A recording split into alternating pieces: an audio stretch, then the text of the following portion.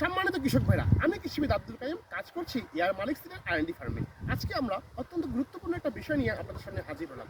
আপনারা সাধারণত অনেক ভালো ভালো সবজি চারা উৎপাদন করে থাকেন, তখন অনেক সুন্দর কিন্তু আপনারা সবজি চারা উৎপাদন করেন, কিন্তু করার পরও যখন এই চারাটা আপনারা গাছে বা মূল জমিতে যখন আপনারা স্থানান্তর করেন বা ট্রান্সপ্লান্টিং করেন, তখন দেখা যায় বিভিন্ন রোগ বালাই আপনার এই গাছের মধ্যে আক্রমণ করে এবং গাছটা ছোট অবস্থায় ঢলে পড়ে অথবা ড্যাম্পিং অফ হয়ে মারা যায়।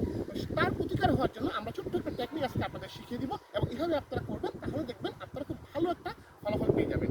আপনারা যখন মূল জমিতে আপনাদের এই গাছটা লাগাবেন, মনে করেন আপনারা একটা মূল জমিতে আপনারা লাগানোর পরে আমাদের হাতে দেখছেন একটা শরবত। আসলে এই শরবতটা আমরা উৎপাদন করেছি কার্বন ডিজি গ্রুপের ছত্রনাশক 2 গ্রাম পার লিটারে এবং স্ট্রেপ্টোমাইসিন সালফেট গ্রুপের যে ব্যাকটেরিয়ানাশক আছে সেটা 0.2 গ্রাম পার লিটারে দিয়ে আমরা এই শরবতটা তৈরি করেছি। তারপরে আমরা গাছ প্রতি 5 ml আমরা